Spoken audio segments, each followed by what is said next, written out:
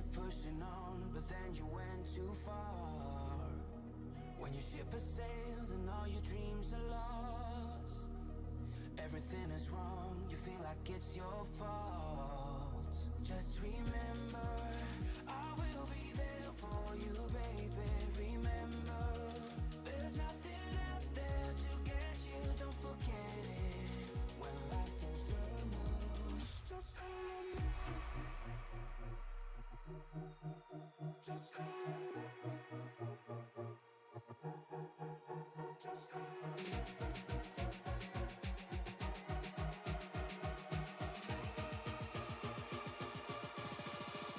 Just call me.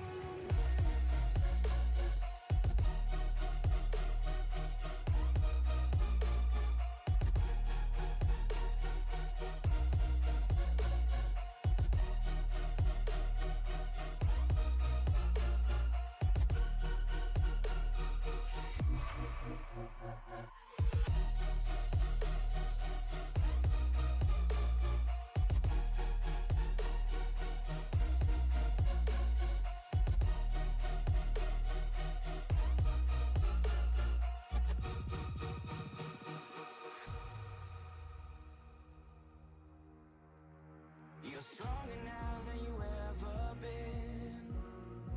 You gotta leave now, it's time to catch the wind. You will climb up high and look through the clouds, and when you're feeling low, I know you'll bounce back. Oh, and just remember, I will be there for you, baby. Remember, there's nothing out there to get you, don't forget it. When life throws lemons, just call me. Just call me. Just call me.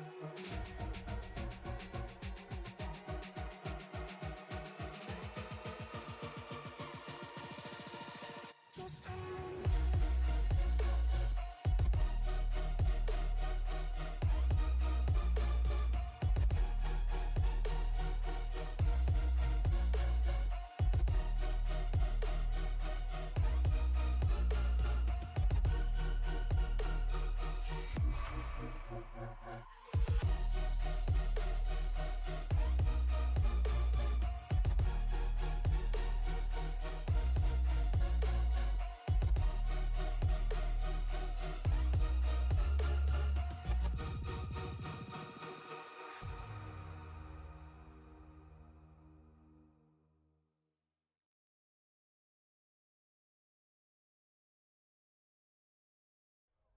Welcome everybody into Sim Racing Media, home tonight of the Western States Racing League. Tonight we are in New Hampshire for round number 16 of 20. These guys are back in the Xfinity cars. We are just about to start qualifying. We'll go through a quick update of last week's race, and then I will introduce you my co-partner here. But for now, Justin Michael was able to win the race last week when we were at Michigan. Ryan Steele in second. Ryan Steele led the most laps, had an amazing pit strategy, but just couldn't come out with the win. Andrew Schulte wound up third. So with that, we're going to start qualifying here, and I will introduce Mac Nelson as my guest up here in the broadcast booth. Yes, sir. Yes, sir. Thank you. Thank you. Thank you. It's amazing to be here. I've heard nothing but good things about this league. I've heard that they're the longest running league, one of the longest running leagues on the service. So it's going to be really nice to see how they handle this tricky track here in New Hampshire. Yeah, it definitely is. Like Chad Simpson already put in his first lap, and he's up at the top of the board with a 30.92. And just as I get there, Chris Simard up there with a 30.87. So these guys are already throwing down some laps here at New Hampshire. You know, it's going to be difficult, you know, with the with how these turns are 1 and 2 or 1, 2, 3, and 4 almost symmetrical in the terms of track. You know, you don't see that a lot in the NASCAR calendar. Now, you have a lot of these tracks that are asymmetrical. You know, you have turn 1 and 2; they're completely different than 3 and 4. So, how these drivers are going to handle it, you would think it's be easier, but I don't know. Mind games, man. Yeah, definitely. And the other thing about New Hampshire in general is that it is a much flatter track than you're used to seeing too. as you can see here, as Dan Brazington goes through the corners here. So these guys will have 4 sets of tires to complete this race here, as Michael Melfeld Jr. jumps up to the top of the board with a 30.85. Yeah, a lot of close times here, man. And like you said, with the flat track, that promotes a lot of spinning. You know, these drivers coming out of the corner, they're trying to exit, get the most exit speed. They can lose the rear really quick. And, you know, hopefully we don't see any of that tonight. But that is definitely a possibility, especially if the track is blistering hot. Yeah, as soon as we get into that race session, we'll take a look at that weather so we know how these tires are going to hold up, because once they start to fall off, they'll get slick, and that is definitely going to lead you to more throttle control, because if you get on that gas a little bit early, you are definitely going to spin around, as Butch Davis gets his first lap with a 30.99. Man, that STP skin, it's such a good wrap, so clean. I'm always a big fan of the clean wraps that these drivers have on their cars. Yeah, Dennis Fuson here has that old bomber type in here. Slides around like Carl Burke up there. Oh man, he's flying. Didn't get loose on his exit of 4. This might be a heater.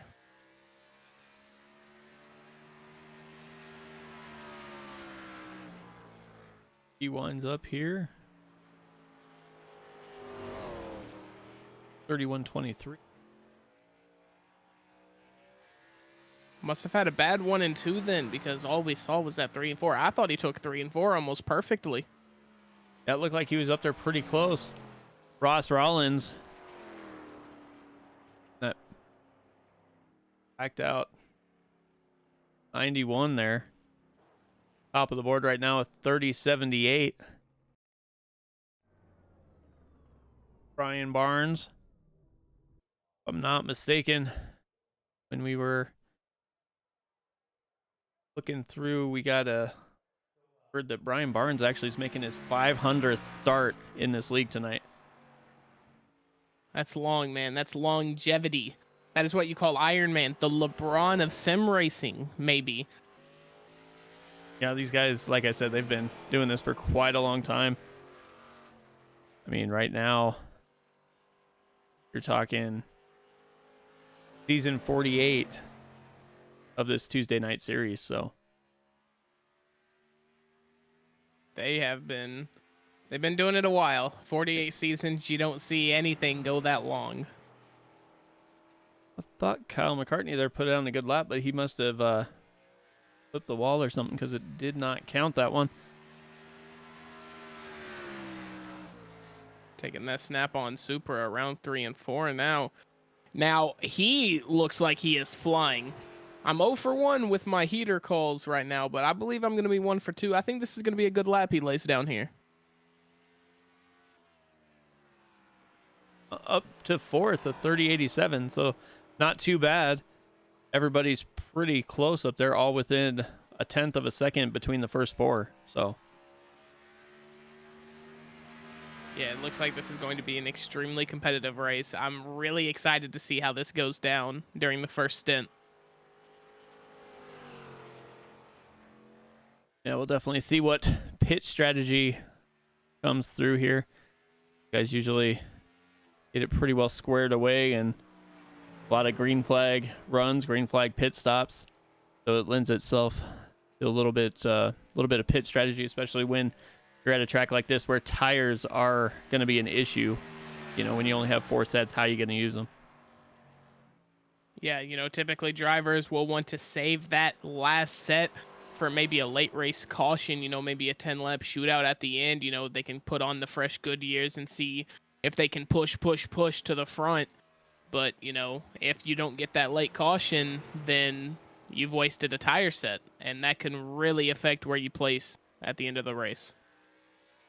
Definitely. Be like, he's still trying to put down the lap here. Only a couple other guys out on track right now. Andrew Schultz is just barely rolling down pit lane right at the moment.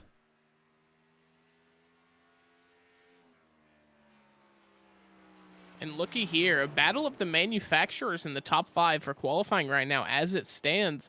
You've got Ross Rawlings on pole in a Ford, Michael Felt Jr. in a Toyota, Jeff Hollingsworth Chevrolet, Kyle McCarthy Toyota, and Chris Semmerd in a Chevrolet as well.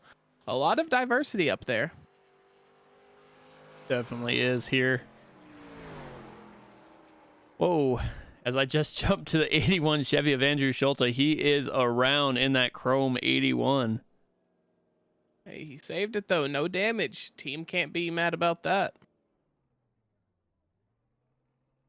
He'll probably definitely be jumping to the pits there as Jeff Schmeier out on track. It looks like we got 7 guys left to qualify and a couple minutes to do it. Jeff Schmeier is one of those guys. He always waits till towards the end of qualifying, then he throws down his best lap that he can and sees where he's going to land. And a lot of it might be, he's not looking good. That's contact with the wall. His right rear not looking the greatest after that. Nope, definitely jumped out and he'll try it again. But that was as I was saying, these drivers, most of the time when they wait super long to put down a qualifying lap, it's because the track temperature actually decreases a degree or maybe 2 degrees. And so they're trying to get the most grip. They're trying to extract the most grip out of those Goodyear tires that they can. And grip equals lap time. Yeah, it definitely does. As Andrew Schulte, after the first lap fiasco, lap number 2 gets him up on outside of row 1 with a 30.82 right now. See if Jeff Schmeier can do the same thing after getting reset and has this 1 lap to get it done as he gets loose there coming out of 2. Pushing it extremely hard right now. He's got about 30 seconds to get this lap done, so he won't be getting a second chance here. I believe that's contact with the wall, if I'm not mistaken. Or maybe not. Looks lap like didn't count. Just barely counted with a 30.96, good enough for 13th place. So that will leave us with 28 qualified rides. Angelo Espo, Keith Kelman, Larry Edmondson, James Campbell, and Paul Kermeray did not put down a qualifying lap right now.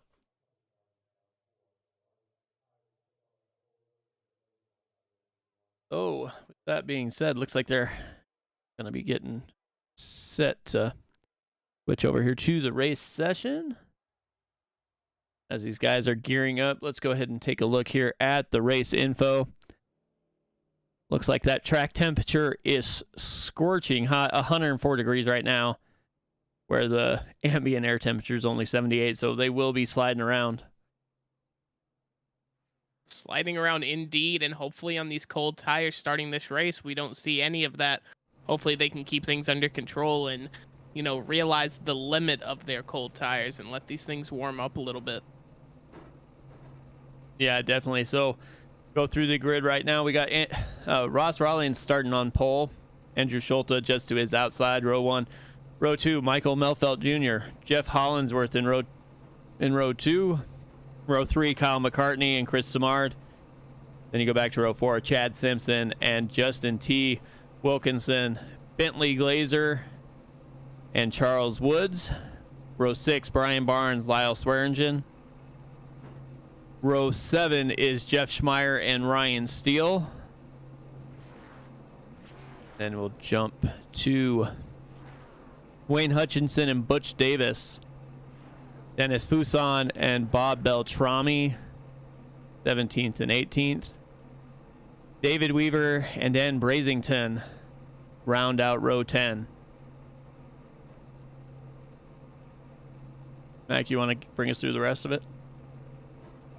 Yes. So, sorry about that. I was paying attention to something completely different. You got Carl Burke on the inside along with Earl Weaver. And in row 12, you have Barry Phil and Dustin Burns. Rounding out row 13, you have Julian Ritchie. I'm so sorry if I'm pronouncing that wrong. Ritchie. Wayne Fleet on his outside. In P27, you have Fred Williams, who has not actually taken the grid yet. P28, Alan Bergen. And then row 15, Paul Krumray, and Keith Kelman there on the outside. Row 16 is going to be Larry Edmondson. Oh, and I'm sorry, my lineup just switched completely. Yep, Angelo Espo and James Campbell.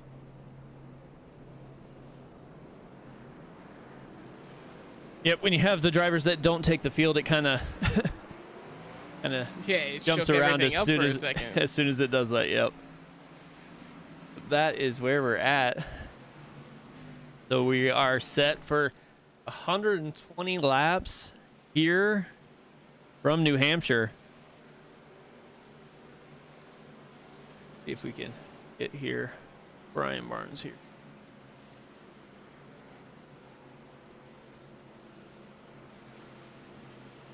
Brian Barnes here, like we said, 500 start. So he's got that popsicle number 4. We'll see how he makes it through the race here. But up front, incredible feat, man. Yeah, that's just crazy. Pace car should be taking that left-hand turn, and we will be under control of Ross Rollins here. And he is down and away. Gets a huge jump before the start-finish line. Andrew Schulte back in second. Michael Melfelt Jr. just down to his inside. And we are racing here at New Hampshire. What a start by that 91 sponsor list of Ross Rawlings. Absolute cooking the field right now off of that green flag start. Yeah, that's definitely one of the advantages of getting that pole position. You get that huge start there as these guys are side by side. Back here looks like 8th, 9th, 10th kind of battling it out. Chad Simpson just to the inside of Bentley Glazer. Drivers right now being super safe. You know, you can't blame them. We're 2 laps in. There's a lot of golf left. They're going to settle in, find their groove, find their spots, maybe make some teammates along the way. Say, hey, you push me down the back straight, I'll push you later on in the race. And we'll see what kind of impromptu alliances or rivalries form here. Yeah, definitely. You see these guys kind of bounce around a little bit. These several different lines through the corner. Some guys trying to stay down low, and other guys going almost 3 or 4 lanes up. But if you're 3 or 4 lanes up, that contact wall in the back. Yeah, that wall comes up pretty quick there. Not sure who that was, but he got a little squirrely. Don't actually know if he saved it. I assume he did with no caution out. No caution back here. Let's see if we can see something that happened.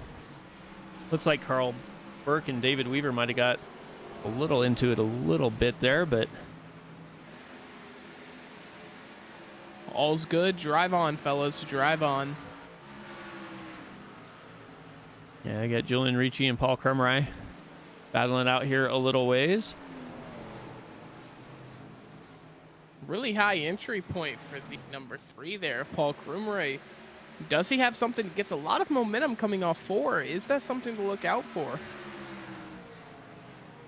You see these guys drive everywhere, and up till this season, Mac, you're not aware, but up until this season, this was basically a truck league.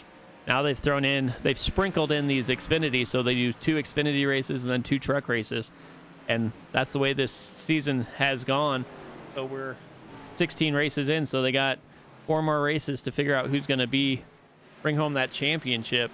And for all intensive purposes, Bentley Glazer's probably on the outside looking in, and he will not be able to go for 5 for 5 here. So yeah, I'm looking at the championship standings now. P1 in the championship, Jeff Hollingsworth. P2, Ryan Steele. You know, Hollingsworth currently has a lot better position in this race. I know there's a lot of racing left to go, but can he extend his lead? Definitely, and as you were talking about that back in the back, these guys were kind of getting a little racy back here. As Dustin Burns falls back a little ways after, looks like he might have got a little bit of help from maybe Campbell or Espo there. But even back in the... look... Oh, I'm so sorry. No, go ahead. I was going to say in P23, we have Paul Krumrei big mover here in this race. He's already up 6 positions. Started this race P29, already up to P23. Is he going for that short run kind of push to the front as fast as you can and hope for a caution? Who knows? Yeah, it's definitely something you want to watch as these guys are racing. I mean, he's probably trying to get around some of these slower cars as he didn't put down a qualifying lap. Looked like he jumped into the session a little late, so maybe he practiced a little more this week, so he knows where his speed is as he's getting around some of these guys that maybe didn't put in enough practice. As you see, look like Barry Phil there just blow the corner, almost have to slam on the brakes and still get into that outside wall, but he's back under power here and making his way around the corners. He goes clear down below that yellow line. It's going to be a rough race if he tries to race down there. Yeah, I'm afraid it will be. Hopefully he can find his groove. And talking about big movers, but in the other direction, Andrew Schulte started this race outside row 1, P2. He is already down to P8. I wonder what's going on in that 81 Chevrolet Camaro. Yeah, you definitely have to wonder, but also some of these guys might be pushing it a little too fast too soon, you know. So maybe he's thinking, I'll save these tires, see how far this goes, and if it stays green for a while, you know, he might be coming later in the run too. Yeah, always could be. Tire saving a big deal here in New Hampshire, especially with those no banked turns. You don't have the assistance of banking on a track to help save your tires when you're taking those corners, so you are really using that right front when you're trying to dig into a corner. So if he is saving and there are no cautions, then it'd be extremely smart on his behalf. And just in front of him, Bentley Glazer cut that corner, cleared down almost the inside grass there. Now he's sliding up out into the 3 path here, so maybe he's trying to find a better line or a different line than the cars that are in front of him. Always could be. Ross Rawlings still just really kind of running away. I'm not going to say running away with it, but he is putting on one heck of a show right now. He is currently leading the 155 of Michael Milfeld by a good three quarters of a second. So we'll see. That's sponsorless 91. It might be sponsorless, but can't deny the ability on track. Definitely can't. He was lightning earlier here in this league. Back at some of the other races he was able to win at Talladega, and he was pretty close at Dover and Kansas the first couple races of the season. So definitely has the speed. We'll see what happens here.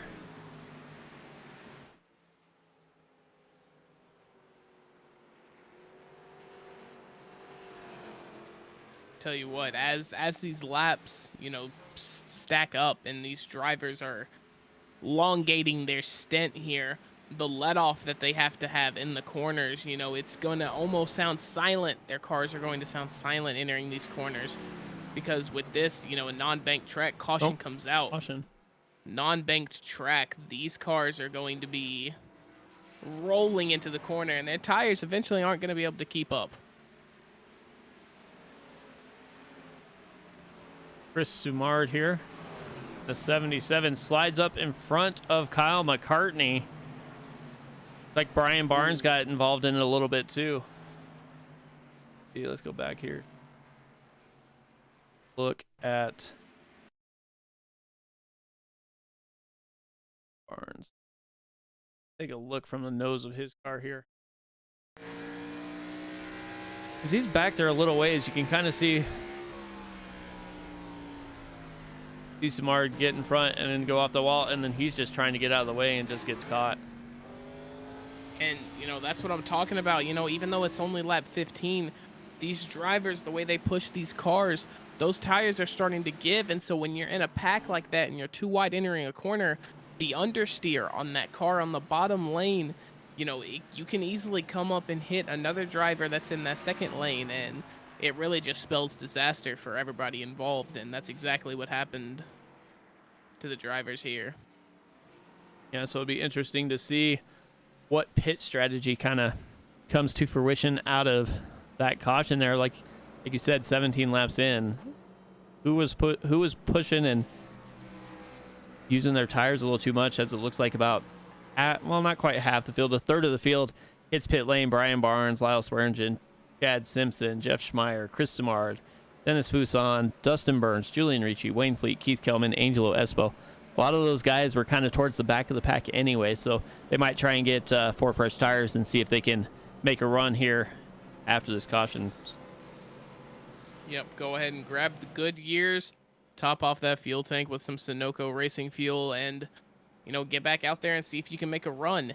If this second stint happens to be a long one, then these guys at pit now, you're looking at front time. You're looking at possibly the lead here for the likes of Jeff Schmeier and Brian Barnes.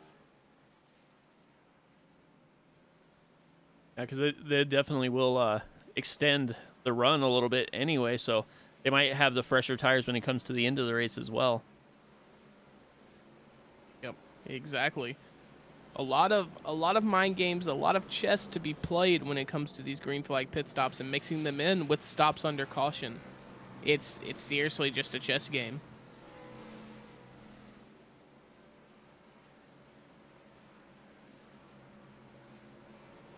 So it looks like we have 31 drivers that took the green flag here.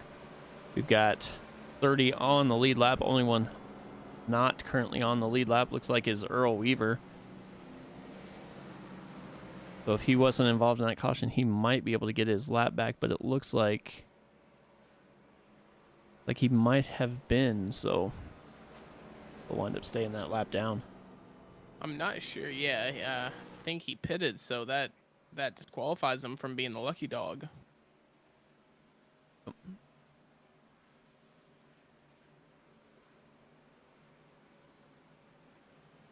Oh. See if Ross Rollins can get that 91 Ford out in front like he did on the last restart as they get stacked up here. Be him and Melfeld Jr. this time on the outside. Andrew Schultes clear back into 7th position right now.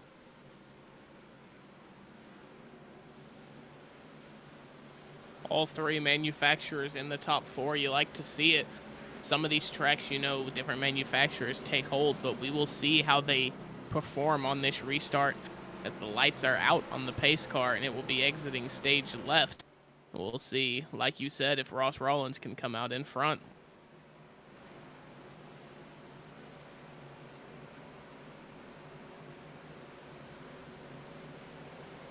Makes that left-hand turn. In the restart zone we go, and he is off as soon as he gets to it. And he is out again, already to over a quarter-second lead right now. Slides up in front of Melfeld Jr.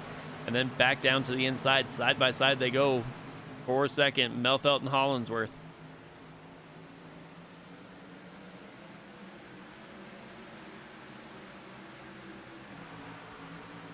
That Supra of Kyle McCartney there in P4. He looks like he might be sizing up a run on P3 right now. We'll see if he can get it done. A little bit of understeer as, if he was 10 feet closer, that would have been contact. But luckily he backs out of it. Unfortunately loses his timing though. Will have to work his way back up again.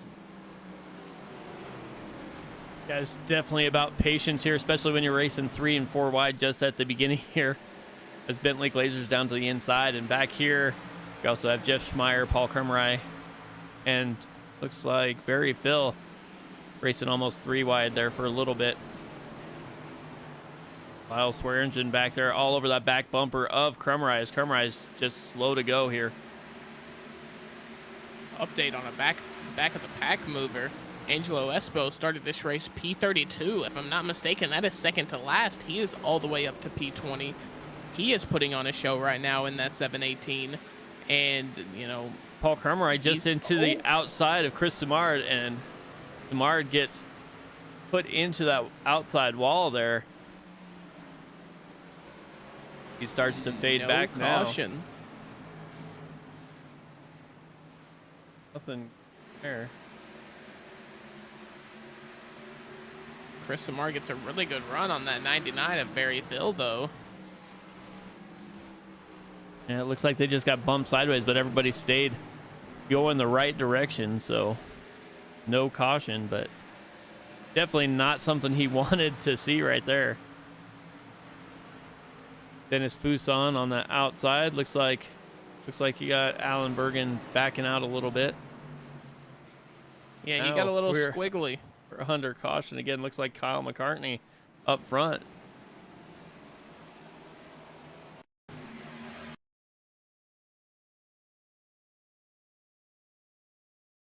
Got here.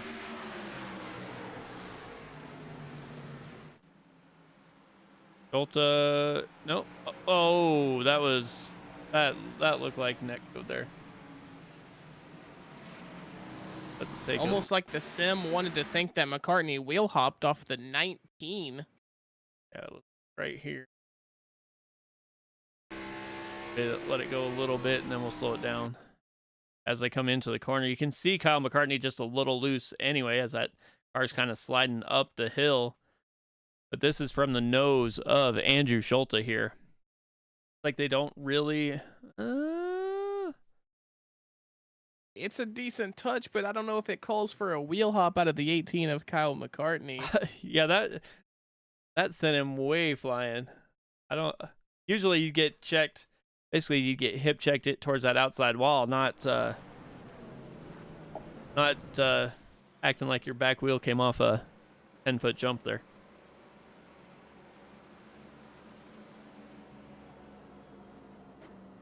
So maybe it's the announcer's curse, because I just said how good these guys were and how much green flag runs they have and pit strategy and all that, and now we're 25 laps in with 2 cautions, so could be a little rough to start here, but they'll clean it up and definitely get going.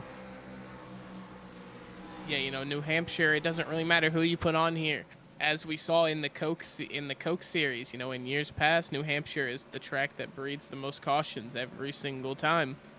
And, you know, Jimmy Mullis, I think he's a 4-time winner at New Hampshire Motor Speedway, and he even he says that he thinks it's the trickiest track to get a win on. So obviously, even if you're the pros, you still have those tracks where, you know, chaos just breeds more chaos.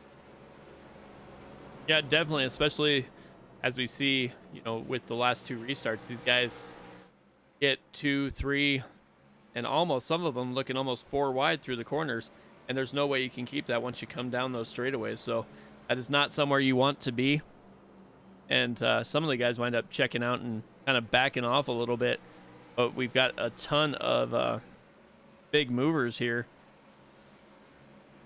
Inside the top 10, you got Butch Davis up 10 spots to P6, but you go back 14th, 15th, 16th. These guys all moved up double-digit places right now.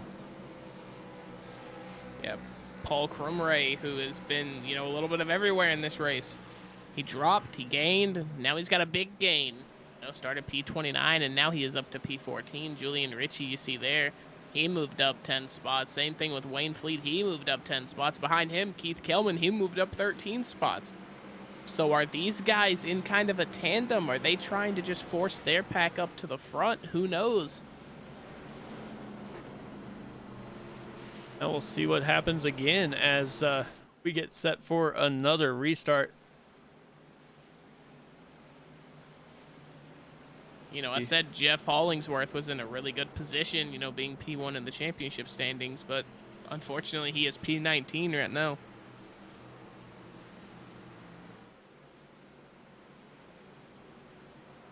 You know, it's definitely going to see something what happens here, because we got guys pitted on lap 16, guys that pitted on lap 20, and some guys that haven't pitted at all. So let's go ahead and jump on board here with Ross Rollins as he gets ready for this restart. Get to see the pace car duck off, and watch as soon as he gets to that restart zone, he is full bore gone. He is foot to the floor, already pulling a 3/10 lead over Michael Milfeld Jr. Milfeld Jr. Him, Oh, Ryan Steele. Thought they were Justin going to make Wilkerson. Holy contact crap. there in the lead pack. They were close. Everybody was all over the track there, but that front four now kind of settled down a little bit. And if this race, you know, if predictability means anything in these races, which they definitely don't, but, you know, a commentator can dream, Ross Rawlings is putting on a Max Verstappen-esque show right now. We'll see if he can continue that throughout the entire race as we get another caution. But right now, Ross is just, he's feeling it. Like a big crash towards the back here. The Wayne Fleet. Take a look here. Ricci kind of slides up a little bit, just gets him sideways. Oh, everybody tries to avoid it, but collects a couple guys there, looks like. Gary Phil, Dustin Burns. Oh. It is most definitely the announcer's curse. You know, I comment on Wayne Fleet, and here we go. He is spun around in the back. So apologies to Wayne if you watch this back. I didn't mean it, man. I really didn't.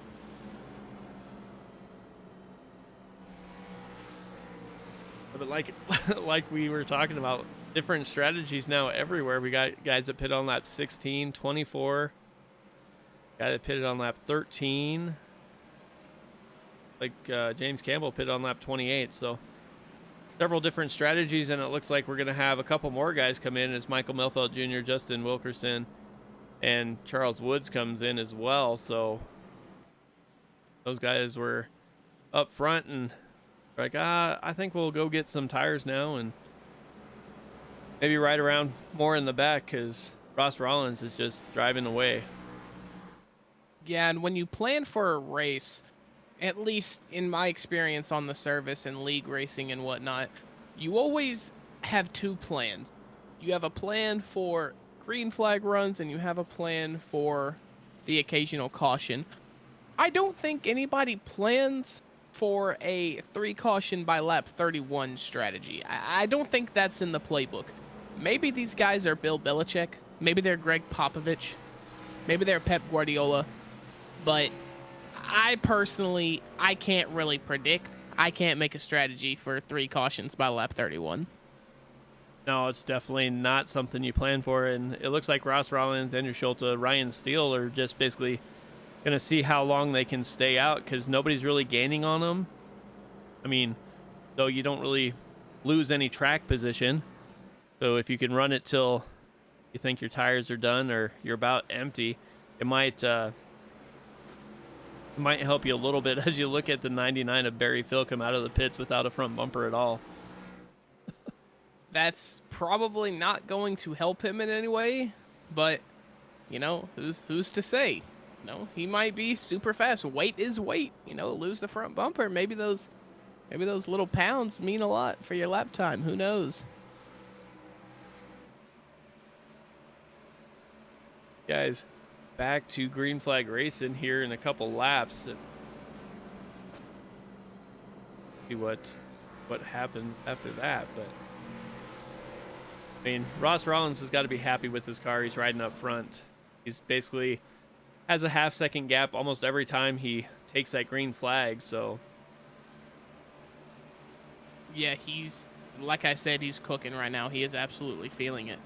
But I think he's going to be feeling the pressure from behind as these drivers who are on fresher tires start to make their way up to the front and start to, you know, show their hand. And Ross Rawlings, obviously on these 33-lap-old tires, and he is out. He is out in clean air, though, so that is the cool part. He is in the clean air, but, you know, that tire degradation, it's got to be coming to him very quickly. yeah, and if you're looking for a guy who's on a little bit fresher tires, you got the 30 of Jeff Schmeier and the 4 of Brian Barnes. Those two guys got, I think they both got kind of involved in that first little caution we had, so they elected to come down pit road, so they have fresher tires, and they're back up towards the front. So definitely be the guys to watch out for, as everybody else around them is on those 33 lap older tires. Pace car comes in. Ross Rawlings off. You know, we can call it all night, but I think everybody knows that Ross Rawlings is going to get out to, you know, one heck of a lead on these restarts. He's getting good restart practice. Yeah, he definitely does. And as you look back through the field, you get 2 and 3 wide behind him, so that's not necessarily something he wants to see after he gets those good restarts. If he slips up any time, he knows there's a group of guys basically waiting to just jump all over him there. And the 155 Supra of Michael Milfeld Jr. had a little moment there coming out of turn 2 off that restart. He got a little squirrely. I don't think he made contact with anybody, but, you know, just so everybody at home knows, he did get a little squirrely. You know, maybe he has some damage. I'm not sure, but he actually looks to be putting down some decent times now, as coming out of 1 and 2 right there, he looked absolutely ferocious. These guys are definitely trying to get some area around them there. As Dan Brasington gets loose right in front of Chris Simard. Chris Simard is not looking for anybody else to get in his way, because he's been involved in a couple of those cautions. Yeah, a lot of understeer coming out of the 29 Mustang there, Dan Brasington. Luckily, nobody was in that second lane above him, because he would have definitely made contact with them. That was a crazy understeer that he got. Up front, looks like Ross Rollins is still driving away. Jeff Schmeier hanging around a little bit. Andrew Schultes closing that gap. He's probably the closest car that has been to Ross Rollins since the drop of the green flag here. Yeah, he is actually, you know, niffing up maybe an overtake on him, but it's one thing to be faster than somebody. It's a completely other thing to overtake them. So we'll see what happens. New Hampshire, pretty one-line dominant as we get a 4th caution here on lap 37 going toward 38. And, you know, like I was saying, overtaking someone, especially on a one-line dominant track like New Hampshire, it's going to be extremely difficult. It is. Let's take a look and see what happened to Carl Burke here. Carl Burke coming in. Looks like everybody kind of slows down, checks up. Paul Carmine gets into the back of Julian Ricci and stacks up the field. Dustin T. Wilkerson's in with them, as well as the 17 of Wayne Hutchinson. So definitely not what everybody wanted to see right there. Yeah, and Carl Burke just got off of a pit stop too, so, you know, that's something you really hate to see, you know, being collected and something he planned on probably making a lot of noise going to the front on those new Goodyears he was on. But unfortunately, the spin came out of Julian Ricci, and that's really all there is to say. Yeah, so 39 laps in now. We'll see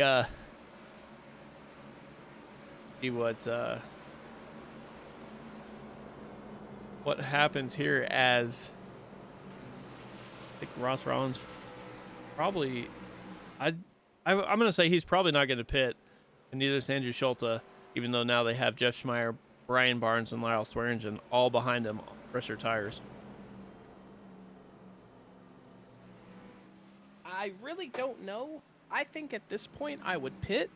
However, obviously I'm not in that position. I'm not in Ross Rawlings' car right now, but, you know, you would think you're getting close to the halfway point. You're only, you know, 20 or so laps away, and you haven't even used one extra set of tires. I think it's time to be strapping on some new Goodyears. Yeah, I mean, you got 4 sets sitting there. I mean, 3 sets in there. 4 sets total. So, I mean, I guess if you're going to try and make it a one-stop race, but that fuel mileage, if you're looking at that saying, oh, well, I can make it to lap, 60, 65, you got to remember these first 40 laps, probably almost close. I'm going to say close to half of them have been under caution. So you definitely have to do a little more checking there. Yeah, that is a good point. You know, Rollins and Schulte, obviously, you know, the two, maybe Lone. No, I see a couple down there, Butch Davis and also Bob Beltrami, who have not pitted yet. But, you know, these guys are getting the opportunity to cool their tires down and, you know, not use them as much because of all the cautions we've had. So maybe I retract my statement. Maybe you don't pit here. Yeah, we'll see what happens once they get stacked back up here. Is it still going to be the initial front row we had? But they're starting to get a lot more guys on a lot fresher tires behind them now. Yeah, I think now, Ross Rawlings, your pace has to be immaculate now. You've been putting on a great show, but now is when you really need to see what you can extract out of that Mustang. It's set here to make that start.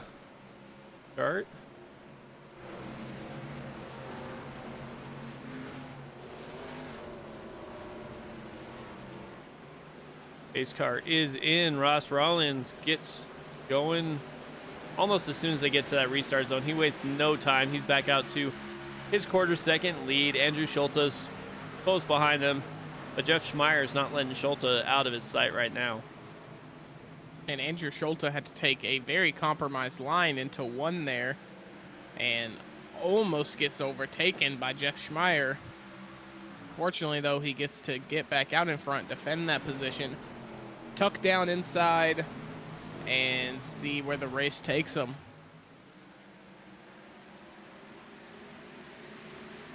I keep getting the back under caution again. Looks like Justin T. Wilkinson towards the back here. Let's see what happened. Oh, Kyle McCartney, Paul Krumrie, Keith Kellman. Like Keith Kellman kind of slows down. Justin T. Wilkinson tries to get out of the way and just gets a little tap there for Paul Krumrie.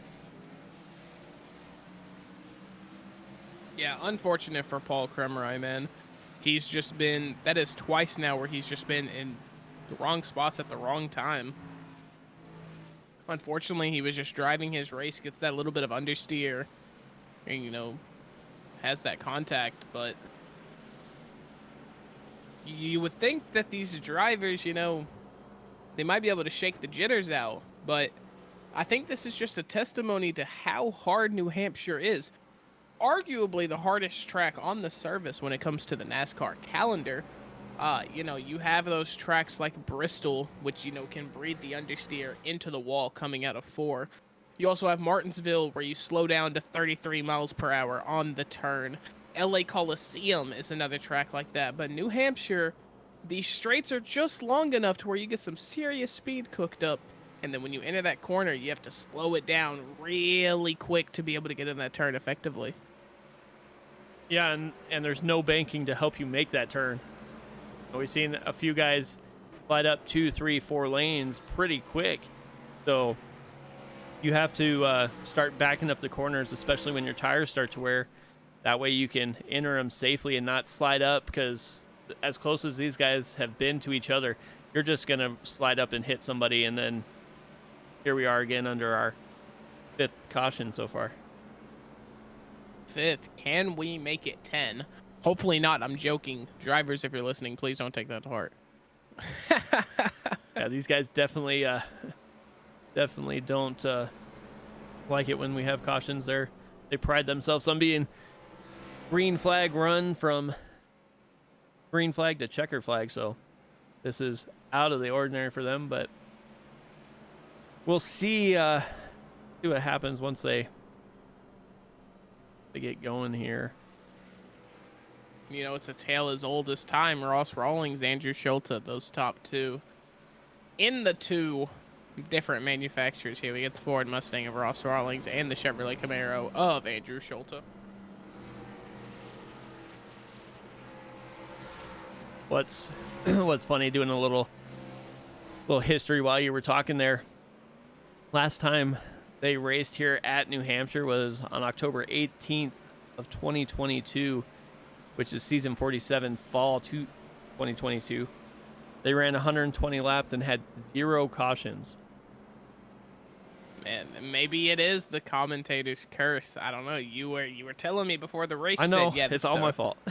You said these are a great group of guys, great drivers. It's a great race. And to be fair, the racing we've seen, the overtakes, the side-by-side, it has been great. It has been really, really good. I think this track is just too small and a little too tricky to be getting up within, 6 inches, 8 inches of another driver's vehicle. It's hard. It's hard to pull off that stuff. Yeah, it definitely is. And as we talk about how hard it is, these guys will not be stacking up this time as they didn't make it one full lap under green flag conditions. So it's single file restart. So Ross Rollins is going to get a huge jump this time as Andrew Schultz is right behind him. Pace car is in. Andrew Schultz is on his back bumper, but we'll see if he gets that big jump, and he is off and away and out to 3/10 of a second lead already.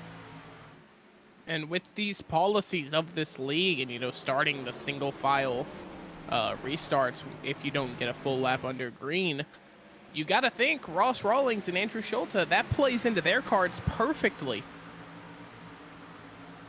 Yeah, I mean, if they're the ones up front, they're making their way all by themselves.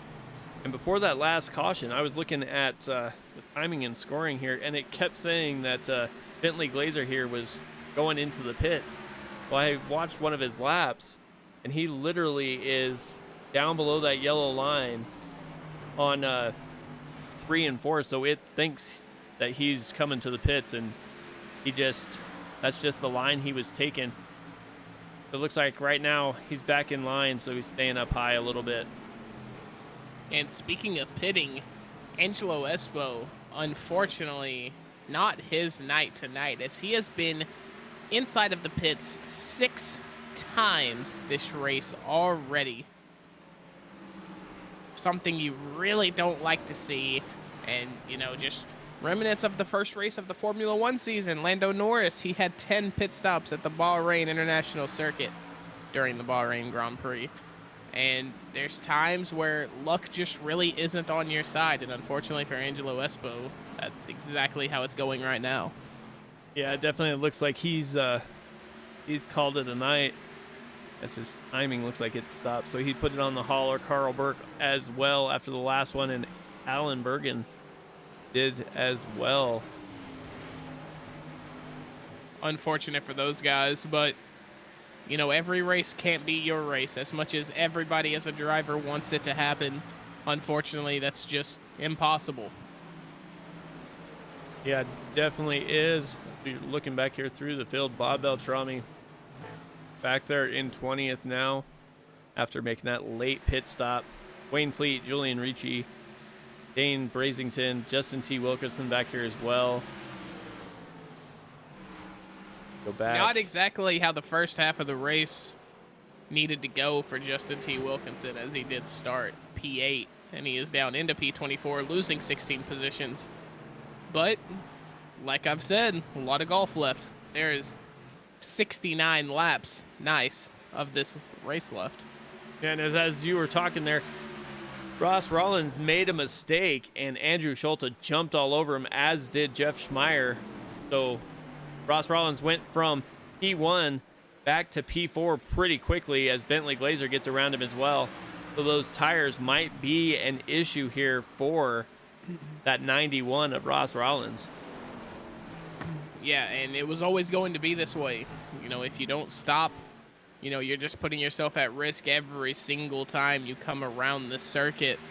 These tires are just getting older and older and older. And Andrew Schulte actually putting up a really good fight here. Yeah, he is not going anywhere. And as we get towards halfway, we're going to go ahead and pay some bills. You won't miss anything as we go side by side, and we'll be back shortly.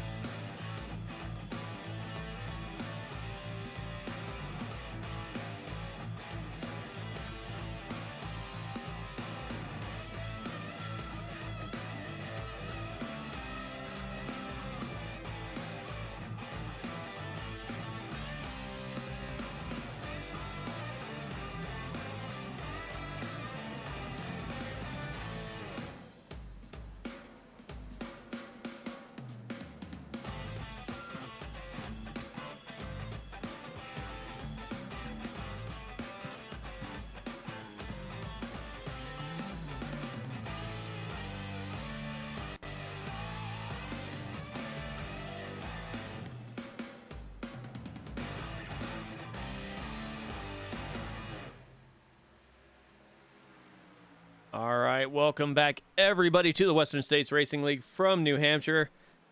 After a few incidents early in the race, these guys have settled down and are putting on a show right now.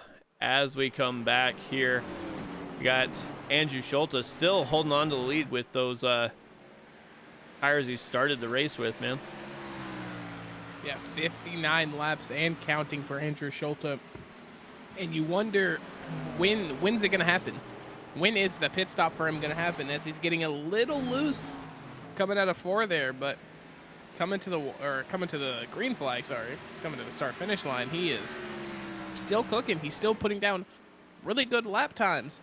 32:07 for him. And second place, who is on fresher tires than him, he's only running a 10th faster. So, you know, for what it's worth, Andrew Schulte is really making those 60-lap-old tires work. Yeah, he is. You got to wonder, though, how much fuel load these guys have if they're going to be able to win, or when he's going to have to pit. Be hoping that this next part of the race goes like the first part, and he'll have enough time to fill his tank there, or is he just he going to be left out all by himself, having to pit now because we've got the guy right behind him, Bentley Glazer, last pit on lap 24. So you know he can go at least 40 more laps or so and be perfectly fine. Yeah, I mean, I would think it has to be soon for Andrew Schulte and Ross Rawlings up there in the front. Butch Davis as well hasn't pitted either. So, you know, maybe they coordinate. You know, hey guys, let's pit lap 65, 66, 67, something of the sort, because they're going to need to work together if they're going to climb back. I know Andrew Schulte is in the lead, but he's not going to be in the lead for long. He's going to have to come down onto pit road, and I would assume that the only thing in his mind right now is, what is the strategy once I get there? Yeah, because like we were talking about, you don't really plan for having all those cautions when it comes up in the beginning. And now these guys have settled down. They're putting on a show here, and it's got to be, okay, now you have to adjust from having the cautions to running the rest of the race green flag. So you got to be on the horn with either, if you have a spotter or your crew chief, going, all right, what can I do? Where can I go? What's the best strategy for the rest of the race? Because if you're going to make one pit stop, you're going to probably want to make it, on within the next 5 or so laps, just so you're good no matter what.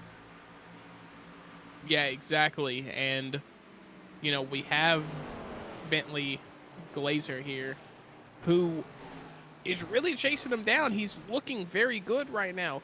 He is posting extremely quick laps. Now, granted, that last lap, he was actually slower than Andrew Schulte. That lap that he just posted right there was a 10th faster. So he's going to be on the hunt very shortly. Maybe looking at executing an overtake here coming into 3 and 4. He's got a good run. Let's see if he can get it done.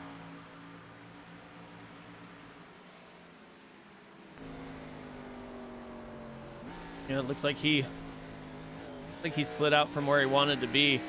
Like I was talking about, the further in this run he goes, it looks like he tries to get down, like clear down almost to that grass as he gets a run down on the inside of Schulte here. And he gets down almost completely to that yellow line. Looks like he carried it out a little too far and had to check up a bit as Andrew Schulte kind of steers down into him. Yeah, unfortunately for him, he took a little too much of that apron. Probably got them good gears a little squirrely as he gets down into the apron again. Bentley, I don't believe that is the racing line, my man. Yeah, it definitely doesn't look like it is as he starts slowing down a little bit. But like I said earlier, I was watching that timing and scoring, and it kept saying he was trying to go to pit lane. Well, he keeps cutting the exit of the corner, and that's where looks like he might be getting more speed. He might know something that the rest of these drivers don't know as he slides down, gets down below onto that apron, slides up the track just a little bit, and then gets right back on that yellow line there and slides up again. Ooh. That was close. That was extremely close. He had time before that. Andrew Schulte made the run back. You know, he took that second lane out of 4, so he had the momentum. Bentley Glazer almost mistimes his adjustment to block off the top lane, but he gets it done. Bentley Glazer, your new leader.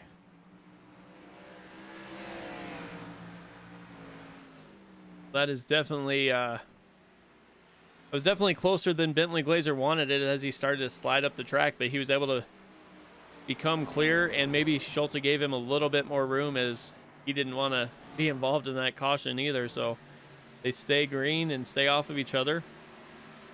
And Glazer battle. Oh, I'm so sorry. Good. I was saying a big battle for P8 is brewing between Ryan Steele and Brian Barnes, as they are almost side by side coming down into the corner. As, wow, as soon as I say something, the number 4 popsicle of Brian Barnes just backs all the way off, loses 2 positions.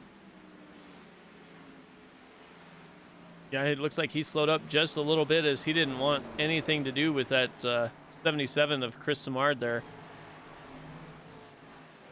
Which Chris Simard's ran a heck of a race, been involved in a couple of those cautions early. Worked his way clear back inside the top 10, currently running P9. Yeah, that 77 Camaro, you can see it on the quarter panels there. Battle scars, the war wounds. He is fighting though. Hey, you got to respect it. P9 right now, after being involved in some, incidents earlier, he's pushing that car as hard as it can possibly be. I can almost guarantee that. Yeah, definitely trying to get all he can out of that car. Up front, Bentley Glazer is starting to come onto the back of Wayne Fleet. So lap traffic will play a little bit of a role here momentarily. But Andrew Schulte has got to be kind of hoping for one of those cautions we had early. Yeah, he is really begging for one now as he is dropped down into P2. We're coming up on lap traffic here, but at 23 of Bentley Glazer, he is really just running away with it, pulling a 7/10 lead over Andrew Schulte right now. And that lead probably will just get bigger and bigger and bigger as time goes on. Yeah, especially against Andrew Schulte. Jeff Schmeier's kind of hanging back a little ways. He last pitted on lap 16, so he's got a little bit fresher tires than Schulte, but he's not really gaining too much time as he's still a 10th or so slower than Bentley Glazer and almost identical lap times to Andrew Schulte right now. Yeah, he is cooking right now. And speaking of Jeff Schmeier, we have all 3 of the championship leaders right now within 6 positions of each other. Jeff Schmeier in P3, Jeff Hollingsworth in P4, and then Ryan Steele just a little back the road in P8 in that number 12 Chevrolet Camaro. Implications here. Yeah, definitely when you start to get to this point in the season, they do have a few drop weeks that will start kind of showing through this point standings the next couple weeks, and then we'll see if there's anybody that has a chance to run down Jeff Hollingsworth for that championship. As it stands right now, if Jeff Schmeier happens to get P3 and Ryan Steele ends up P8, that would almost mean certainty that Jeff Schmeier takes over second place in the championship standings. Yep, and as we were talking about there, Andrew Schulte down pit lane right now, so 76 laps, and he is in. Ross Rollins has yet to pit from what I am seeing here on my scoring monitor. So he is still hanging out. We'll see if he's going to come to pit lane momentarily as well, and it looks like he definitely will. So even with all those caution laps, they still only got 76 laps there of their fuel. So we'll see how that translates here to the second half of the race, as we got 43 laps left to go. 43 laps left, 42 after the start finish. And Bentley Glazer with a almost 3-second lead over as he is coming in. Leader Bentley Glazer is coming in for his second stop. So they must know they can make it from here, and they must assume that it's going to go green the rest of the way. But we'll see what happens here, because if these guys that are still out on track with Jeff Hollingsworth, Jeff Schmeier, all those guys stay out on track and just try and make it as far as they can, as it looks like Schmeier's coming in too. So apparently this is the lap they need, make it to the end. And it would spell absolute heartbreak for Ross Rawlings if there were to be a caution flag out. Same with Brian Barnes, who was running very decently. He came in, he is a lap down. Wayne Fleet, Keith Kellman, James Campbell, Barry Phil, also laps down right now. Yes, Ross Rollins is... Oh, Jeff Hollingsworth is coming down, so 40 laps must be about what their fuel run is. Everybody's coming in now. Jeff Hollingsworth, Chris Simard, like Michael Melfeld Jr. staying out. Ryan Steele, he pitted. Him and Kyle McCartney, last pit stops came on lap 38. They could make it until the end if Ross Rawlings made it 76. Lyle Swearinger, Jeff Schmeier, Ross Rawlings, I apologize, made it 76 laps on a pit stop. I believe these guys can make it to the end if they choose to do so. Well, if anybody can do it, it's Ryan Steele. Ryan Steele is a master of saving fuel. He's got a win on just that strategy. He one-stopped the race, and everybody else made it too. So if there's somebody that can do it, you got to watch that number 12 Chevy there, Ryan Steele. Yeah, maybe the short stint to open the race was exactly what they needed. And I'll be honest, if Michael Milfeld or Ryan Steele comes up and wins this race, I've got to say that is genius strategy work from them.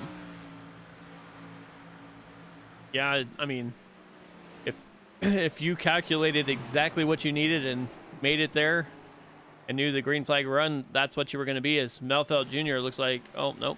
I was going to say, it looks like he was heading to pit lane, but he just cut that corner like Bentley Glazer did.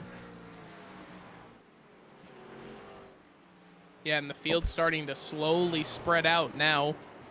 You do have that 77 of Chris Simard, who's very close. And disaster at New Hampshire. Caution flag is out. That not too much of a disaster, because it looks like Ross Rollins, Schmeier, Swearingen, Hollingsworth, Brian Barnes, Dustin Burns all managed to get back on the lead lap. And Chris Simard gets his lap back from what it looks like here. See what happened with Barry Phil.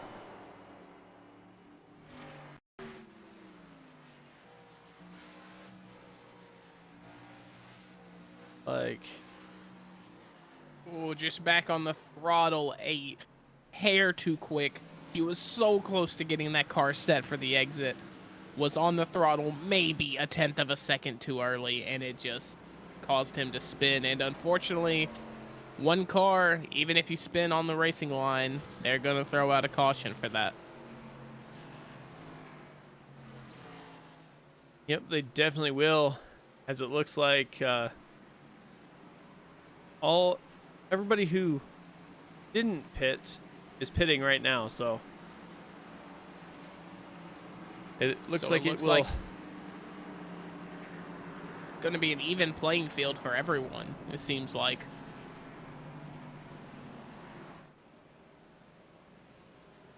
We'll see what happens now, as See if Ross Rollins can do anything, as he's up to third now after making his pit stop on lap 76. Bentley Glazer 77. So all these guys that pitted lap 75 or later, I mean, they've got to be licking their chops as they got the track position they needed, because that caution came out after they completed their pit stops, and everybody else that was in front of them went down pit lane. Yeah, I think it is very safe to say that the gloves are off. I think these drivers are going to be pushing and pushing and pushing until they cannot push anymore. They're going to be giving these NASCAR Xfinity cars as much as they can handle, because now it's just a sprint. Everybody's on the fair playing field. Everyone's got relatively new tires. So they're saying, elbows out, boys. Let's go to work.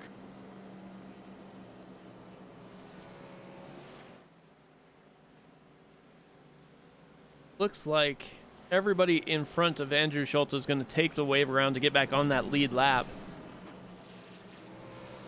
It looks like James Campbell and Paul Kremerai will take their wave around to at least get a lap back or onto the lead lap.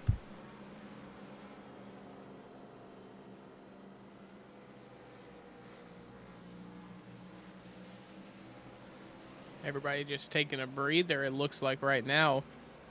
See, everybody's spaced out and not really worried about bunching up quite yet. A big sigh of relief. I bet these drivers are taking a drink of water. They're calming themselves down and saying to themselves, you know what? Everything's fair now. Back to square one. Yeah, definitely. I mean, you had the first, you basically, this rate, as of right now, it's basically a tale of two races. You have the first 40 laps where they were mostly under caution. Then you have the next 40 laps where they were pretty much under green. So we'll see what this last, 30 laps, 32 laps goes as they get stacked up here. Andrew Schulte, Bentley Glazer. Then you have Ross Rollins and Jeff Schmeier in row 2. And it has to be mentally draining on these drivers, going one half of the race doing one thing, which is, pacing behind the pace car for 5 cautions. And then you have the next 40 laps, which are completely green. You don't really know what to expect. It seems like you went from having maybe a lazy mind in these cautions to having to be sharp-witted and really quick on your reflexes with these green flag laps. So let's see what happens. Pace car will make that left-hand turn. Andrew Schulte has the button this time. Ross Rollins all over his back bumper. Schulte goes. Ross Rollins gets a pretty decent start and is up even with Bentley Glazer in P2.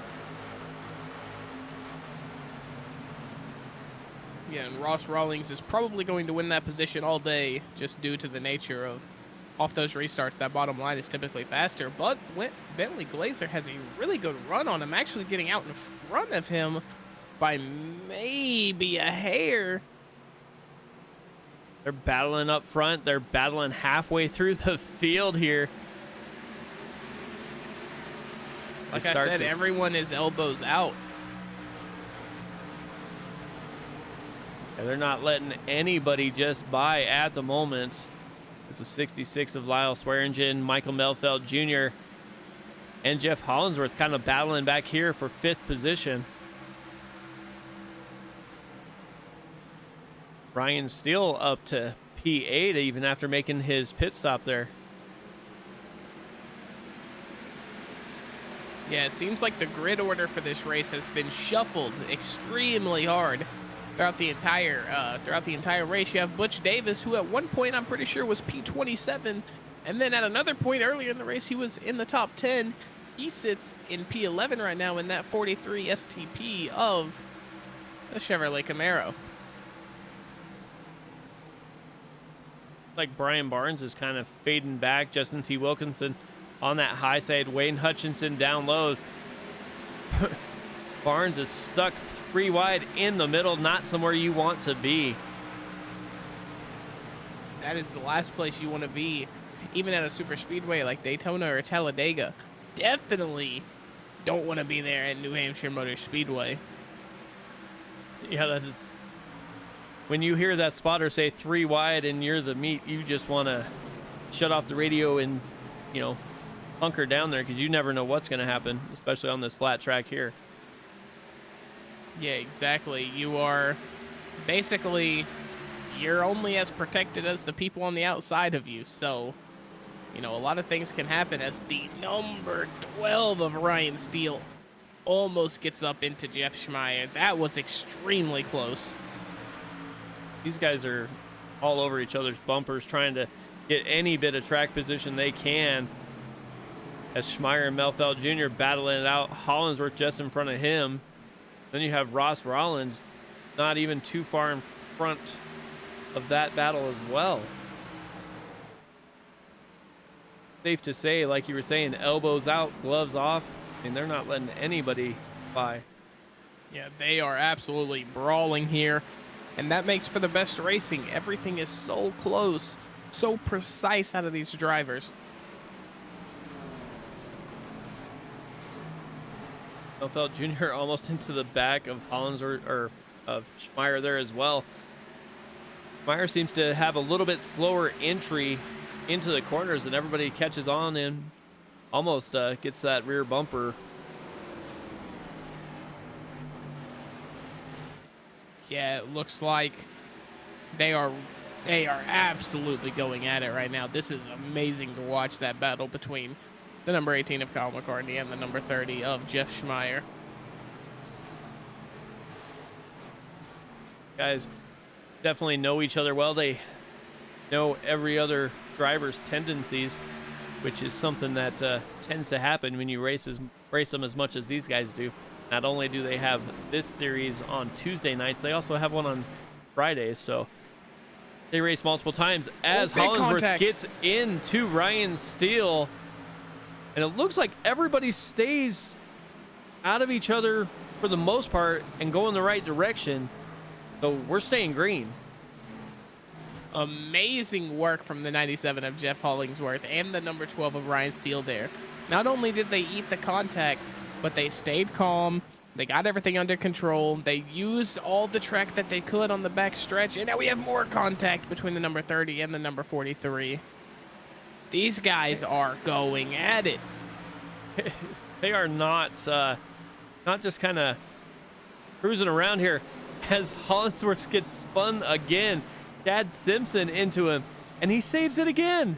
He catches it again. What a display of wheelmanship from Jeff Hollinsworth right now. That is your championship leader, and my God, is he making it look easy. Oh, and he gets the return. Sends him up the track there, Chad Simpson, that is. Here we go, battling it out again. I mean, this has more action than a Mayweather fight. I mean, these guys are just going at it. They're not letting anything fold. They are no surrender, no retreat from these guys. They are all over the track. Looks like Hollinsworth, after those two incidents, said, I'm done. You can look at the back of that car there. Let me see here if I can get a better picture. Look at the back of that Coast Guard car.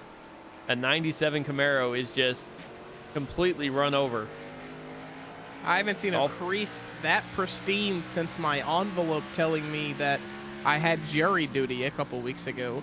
That is a clean, crisp back bumper from the 97 of Jeff Hollingsworth, but he's making it work. He's still turning these laps. He hasn't given up at all, as Wayne Hutchinson's just to his outside. He's going to try and get that position back. And just in front of him is Ross Rollins, so trying to get at least a couple positions here. Yeah, big storyline of the first 60 laps of this race. Ross Rawlings, he obviously had that super late pit stop. Unfortunately, has fallen back a little bit, and, you know, who's to say? He might have something here. He might be cooking up a late push, but as it stands right now, he is about to get overtaken by Jeff Hollingsworth. Yeah, these guys, you know, some leagues that we broadcast, they're open sets. These guys are fixed, so everybody basically has the same setup. So Can't change too much with him usually, so we'll see what see if maybe he's holding on, but he is falling almost like a rock. Unless he got a little bit of damage somewhere that we didn't catch there. Yeah, he is losing position after position. And something that, you know, popped in my head just now, maybe it's the dirty air. You know, he led almost 70 laps of this race, so he didn't have to worry about getting tight in those corners because he didn't have to battle that dirty air. But now, since he is back here in a pack, maybe this dirty air is getting to him and he's getting a little tight going into those corners. It looks like he might be because he just slid that corner a little more than we saw earlier. So maybe that dirty air, maybe his car's just not as well balanced as it was when it was out front. So we'll see what happens. But back out front, Andrew Schulte is out to a half-second lead over Bentley Glazer. Then Bentley Glazer back to Kyle McCartney is also about a half second. So these guys are starting to kind of draw out the field a little bit up front. Yeah, with only 17 laps to go here once we get to the start-finish. It's make or break time for these drivers. You know, Jeff Schmeier, who is actually battling the 19 of Justin T. Wilkinson here, actually gets overtaken. You don't really want to be battling right now if you're in a spot like this. You want to be pushing, you want to be drafting, you want to be catching those leaders. But Wilkinson says, hey man, I might be faster. Dives out in front of the 30.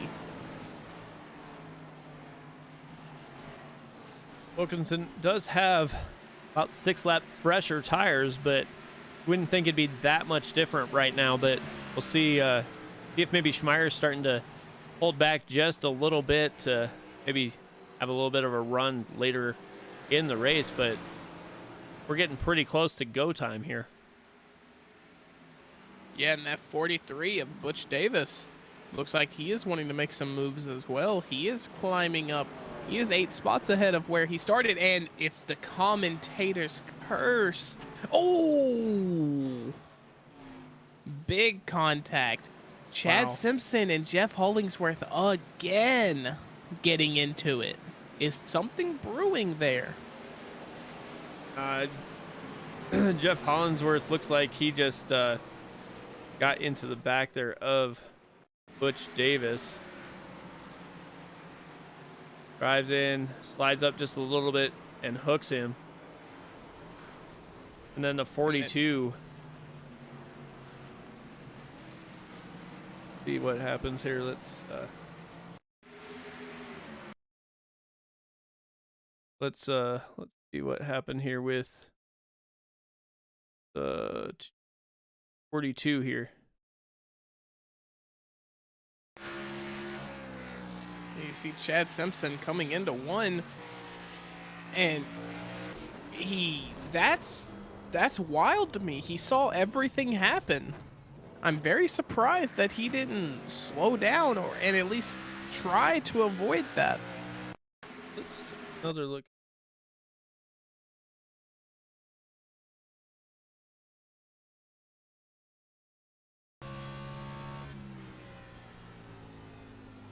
On to 5,000. He gave it. Did you hear that? He gave it gas into the back of Jeff Hollingsworth. Gave it gas. That's. I can't hear what is going on in the driver chat right now, but I can imagine not the nicest of words between those two. I would say definitely not.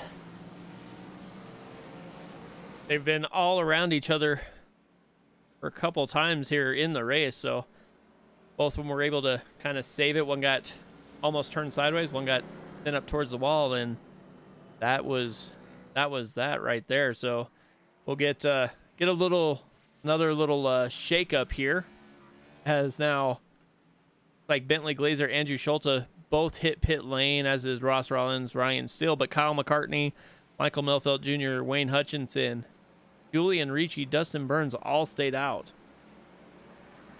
It's something we haven't seen all night. 3 Toyota Supras in the top 3 right now. they've been sporadic. They're definitely the least populated manufacturer in this race tonight, but they've been spread out amongst the field and haven't really seen the top of the grid yet. But now that's all the podium is. The provisional podium is just Toyota Supra after Toyota Supra. Definitely is, as the biggest mover of the race is Julian Ricci. Yeah, what 21 positions, man. Yeah, that is, he's feeling it.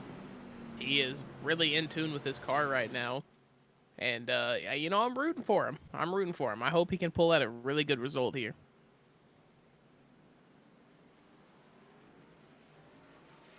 Pace lights are out. They should get stacked up here momentarily. So we'll see how Glazer and Andrew Schulze, how their car handles a little bit more dirty air here, as they're currently back in like row 3 and 4. Or if Kyle McCartney and Michael Melfeld Jr. are able to take that clean air and wind up in victory lane.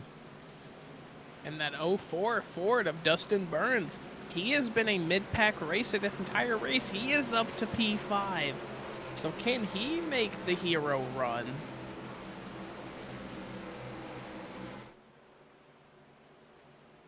Backed up.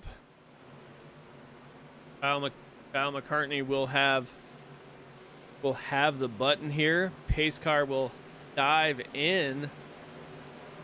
Kyle McCartney is down and away almost as soon as you hit that restart zone, and he is now out to about 0.3 of a second lead over Michael Melfeld Jr. And behind them, contact, is everybody. Oh, Dustin Burns. So it's real, man. The commentator curse is so real. So here we go. You can see McCartney's just gone out of this view. You get Andrew Schulze going down to the inside of the 04 of Dustin Burns. Dustin Burns slides up the track. Looks like he gets sideways into Glazer. Ross Rollins into the back bumper. Wilkinson misses him, but Schmeier and Hollinsworth gets together. See if Dustin Burns gets hit and gets rear-ended there. The 04 slides down and taps the 16 of David Weaver there. So everybody involved there. Really unfortunate. I just said Dustin Burns might make the hero run, and that ends up happening. You never like to see that. Ross Rawlings, I'm not sure if he got a lot of damage there. It looked like he could have gotten a little bit of aero damage to his right rear and his front left. So we'll see how that pans out.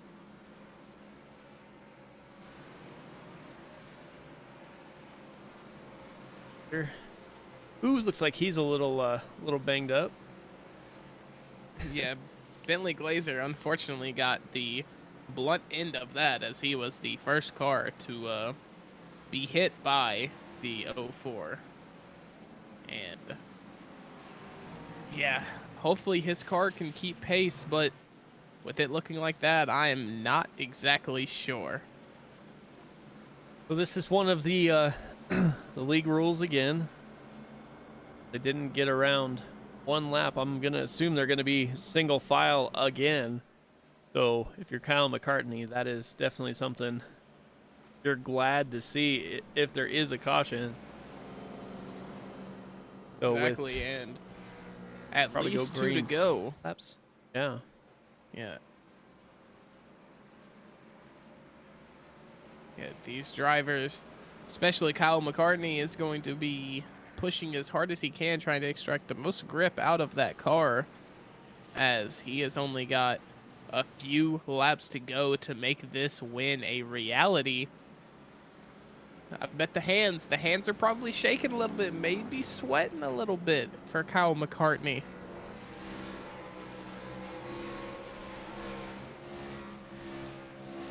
See if the man from Colorado is going to be able to bring home a win here.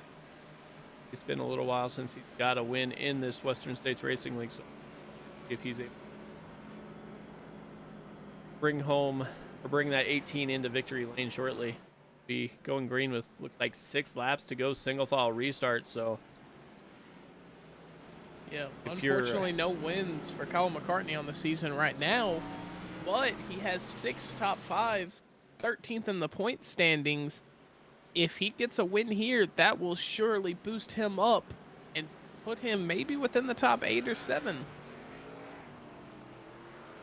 Definitely something he's got to be looking forward to. If you're Julian Ricci, you've got to be a little bit worried with the 81 and 23 right behind you, because they were up front before that last caution, and now they're lined up and they're going to be probably racing both of you pretty hard here. Yeah, let's hope Julian Ricci can hold on, because he is the biggest mover of the day. As Kyle McCartney away, he has got a almost 4/10 lead on Michael Milfeld Jr. He is looking good. He's looking very good. Top 3 already spread out. As I said, that Andrew Schulte down to the inside past Julian Ricci, almost like he was standing still. And now he's looking for Wayne Hutchinson here down to his inside, and he is a man on a mission now as Bentley Glazer gets around the one of Julian Ricci.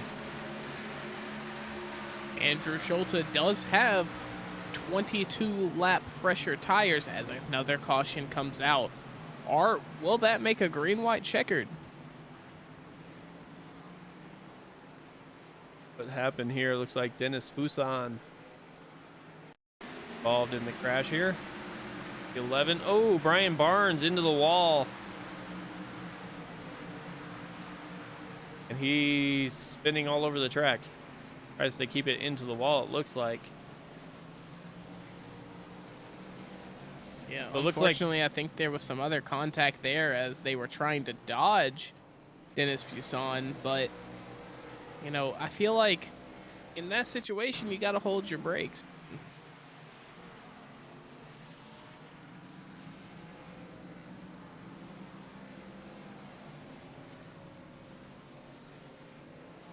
Right there.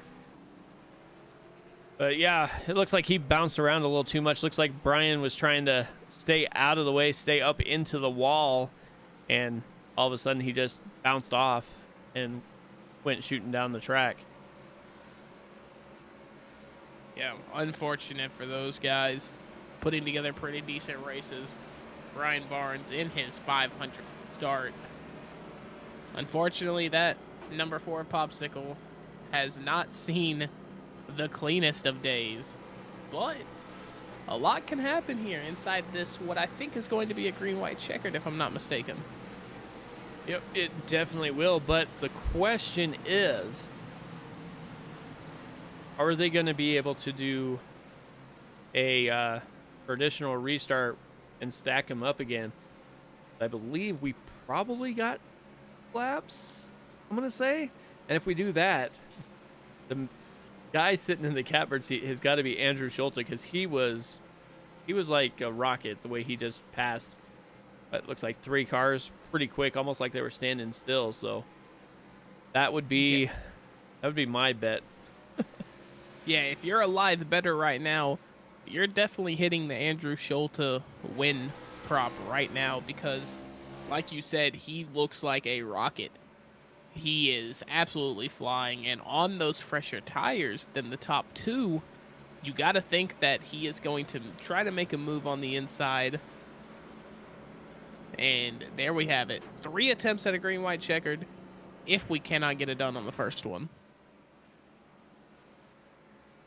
Well, if the previous 4 laps are any indication, we might be here a while. Yeah, Yeah, that is a very good point. Hopefully not. Hopefully these guys can settle down and get it done. But hey, you never know, man. Yep, so pace lights are still on the pace car, so probably going off this time by, and then we will get set for the green-white checker.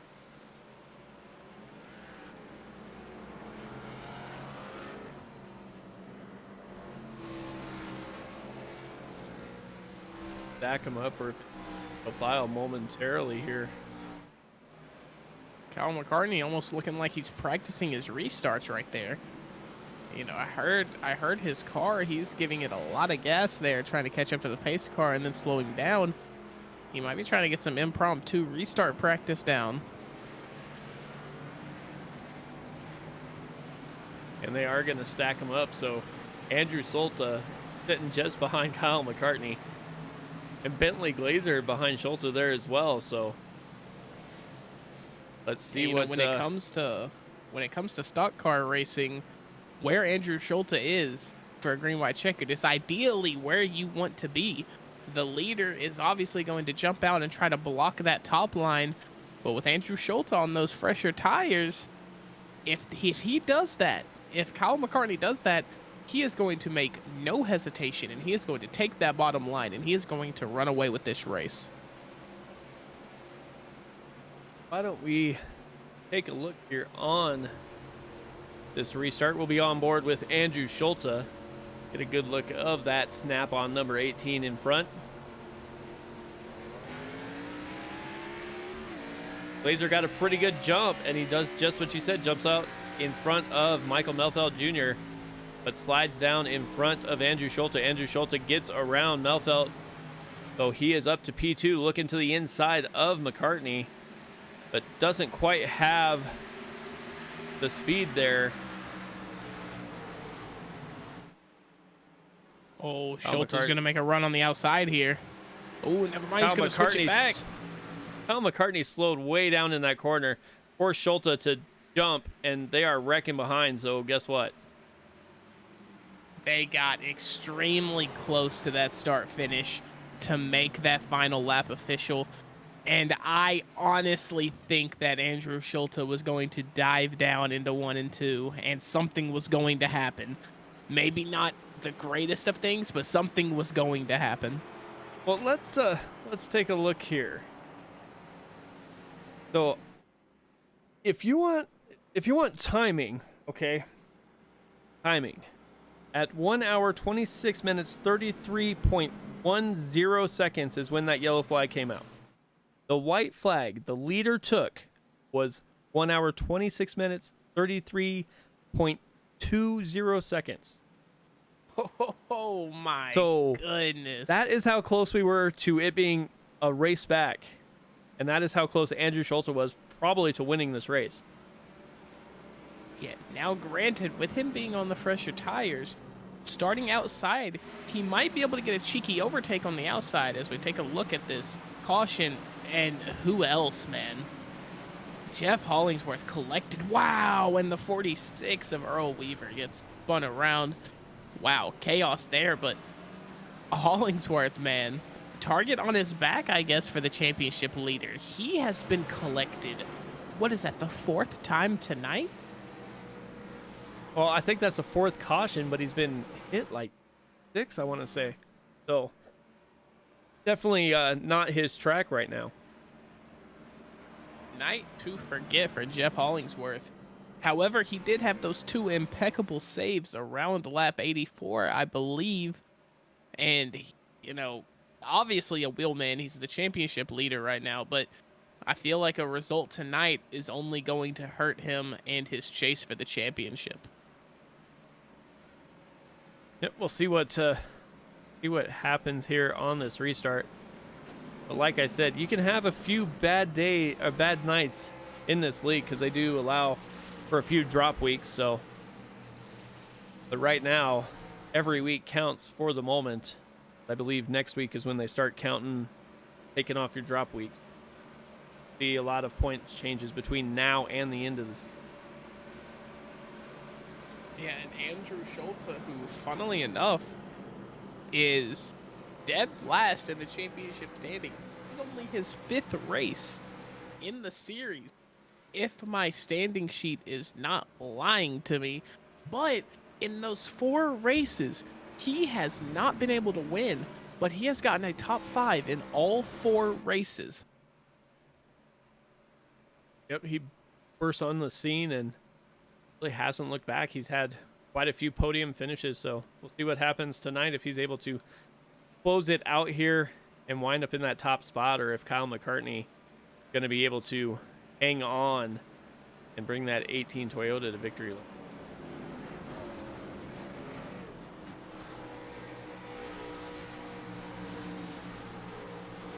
Ryan Steele here, another person who has been collected a lot tonight. He has been through the trials and tribulations of iRacing, as he has been up, he has been down, he has been beat, he has been battered. What can he do from the P4 position?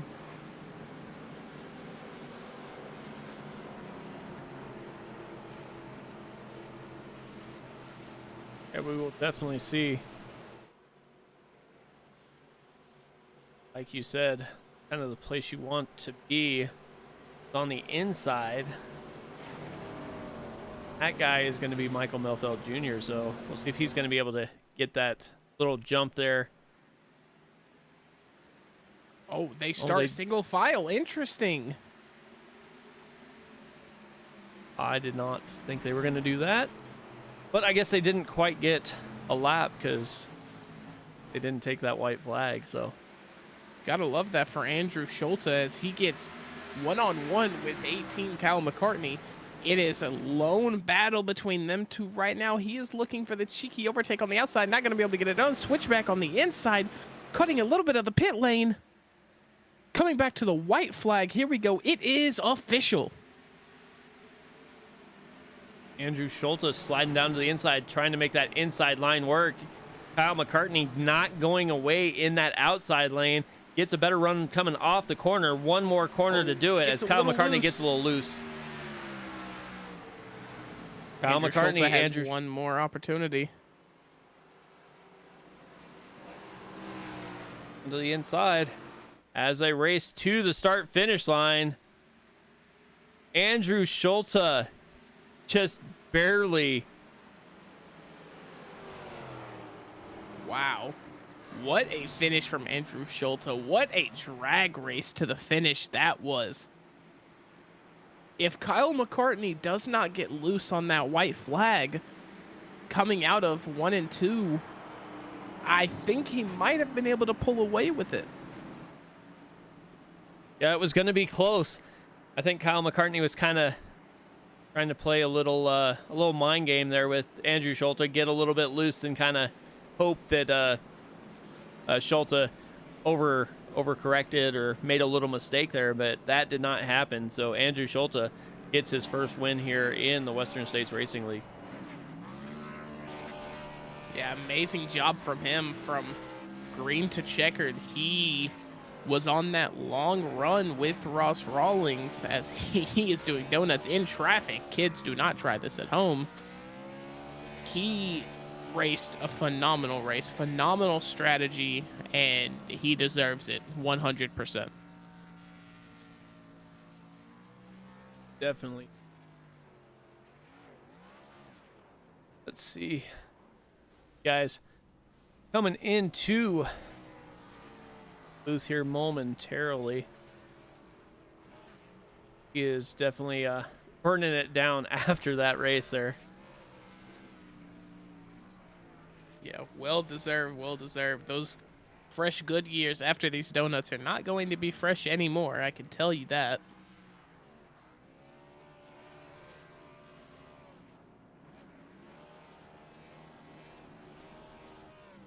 As jumped up in the booth. I will let you talk to the winner here. Let me get him in here for you.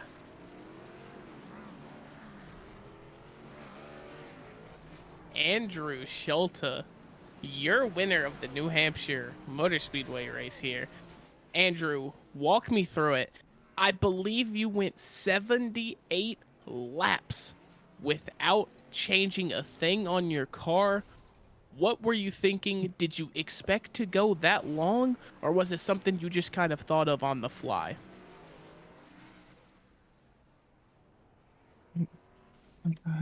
Oh, for a while there, I was thinking that that was not the right call. But the cautions kept coming. Everyone kept pitting, and so there were a lot of people off cycle, and it just never made sense. The caution would come out after someone would pit after like 6 laps or so, and so it's like, well, if I was gonna pit, I should have just pitted, because then I'm gonna end up behind them, and tires wouldn't have worn enough to make that difference. So just kept staying out, and then we got a single file restart, and that gave us that long run that we had.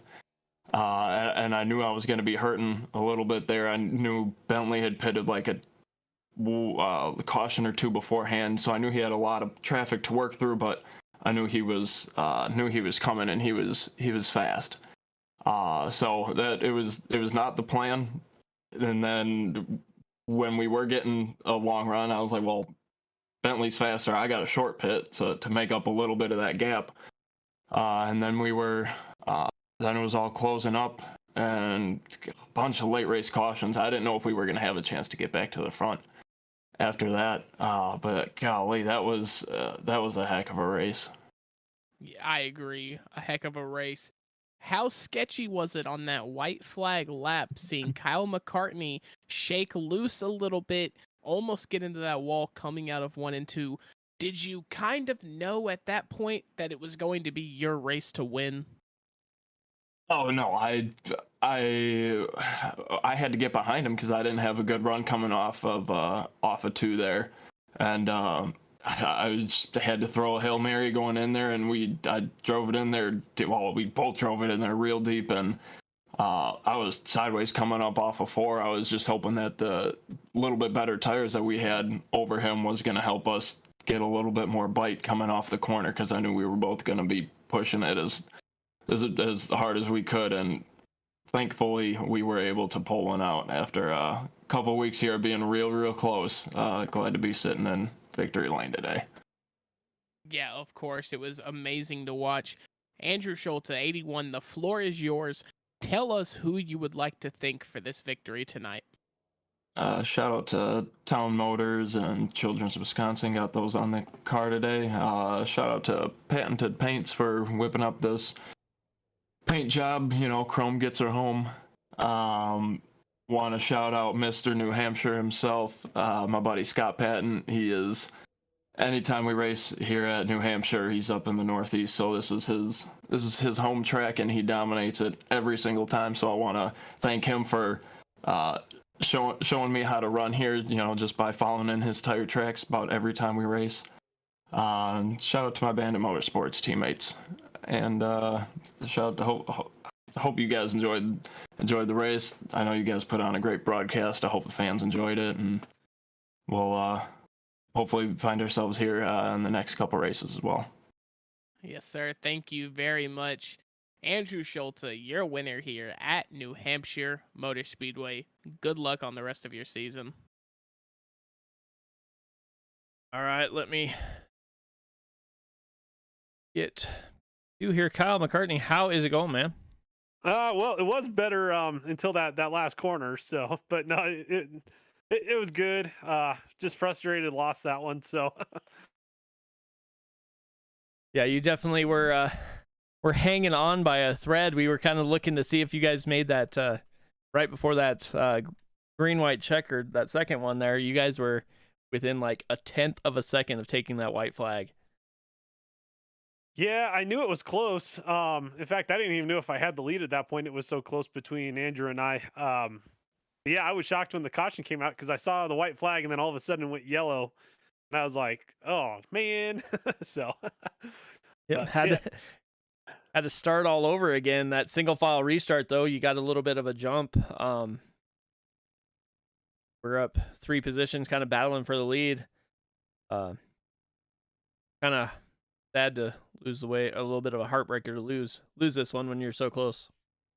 yeah, I kind of figured I wasn't gonna hold on. Actually, I was kind of surprised that I even even coming out of turn 2 on the last lap, I still even had a chance. I mean, the fresh tires were just, I mean, just monstrous coming off of turn 4. And that's how he ended up beating me anyways. I just couldn't turn, and if you had the grip, you could catch the apron and it would kind of wrap you around there. But Andrew definitely earned that one. It's not like it was a gimme. So yeah, so a little frustrating, but it's still a good night, especially after all the um, all the cars that were bouncing off of me at the first couple of cautions there. So um, kind of work some fuel strategy and yeah, just kind of try to stay out as much carnage as possible, which wasn't easy, but managed to do it and came home second. Definitely. Congrats on your P2 finish. Anybody you want to thank for that race tonight? Yeah, I got to thank my wife. She tries to watch every now and then. So hi, honey. And then give a shout out to my little bro Corey, and then my mom. I know she's watching. So and thank you guys for broadcasting this every week. We do appreciate it. Anytime, man. Well, I'll let you go celebrate your P2 finish and see you next week. Sounds good, Mike. Have a good one. You too. That was P2 Kyle McCartney. I will let Mac here interview our third place finisher. Mike Melfelt, welcome to the booth, man. How are you feeling after that P3 finish? Pretty lucky to have salvaged that. Yeah, it was definitely a fun race to watch. Unfortunately, the battle for the lead, it was a little too far ahead of you by the time that white flag came out. P4 and P5, I know we're right behind you, giving you issues. What was going through your head there? Did you have just a thought of, I need to defend P3 and stay on this podium? That was it. I knew I had nothing for the first two guys. Andrew had fresh tires, and it was just too hard to pass. Kyle had really good pace on the same tires that I had, so I knew that wasn't going to happen. It was just defending from the guys behind. Yeah, you were defending this entire race. Every time we saw you, you were defending a position or making sure you secured an overtake. You were sitting around the P3 to P9 spots for a very long time during this race. Does a race like that, where you're not necessarily in the lead, but you're just behind it, that's got to be a little more mentally draining, isn't it? I think it's mentally draining in both spots. If you're in the lead, it's pretty draining too. But yeah, it's trying to make up those spots is tough, especially at this track. Yeah, I agree. New Hampshire is a very tough track with the very minimal banking that we have in the corners. But Mike Milfelt, P3, who do you have to thank for this race? I want to thank Scott Patton for the paint job. This is his track too. He loves this track. Patented paints. And thank you guys for the broadcast. Thanks to League. This is a really good bunch of guys to race with. I really like this league. Yeah, I agree. This is my first night seeing you guys, and I'm a fan. I am going to be tuning in any race that I am not calling for you guys from now on. This has been really fun. Mike, I appreciate you getting in the booth here. And, hopefully, maybe we'll see you here next week. Hopefully. Thank you, Mac. Yep, no problem, man. Take it easy. Enjoy your P3.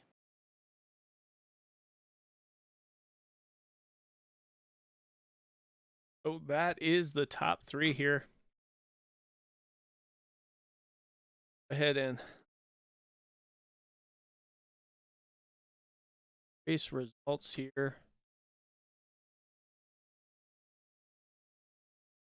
So Andrew Schulte brings home the win after a couple heartbreak races here. Kyle McCartney back in second. Michael Melfelt Jr. in third.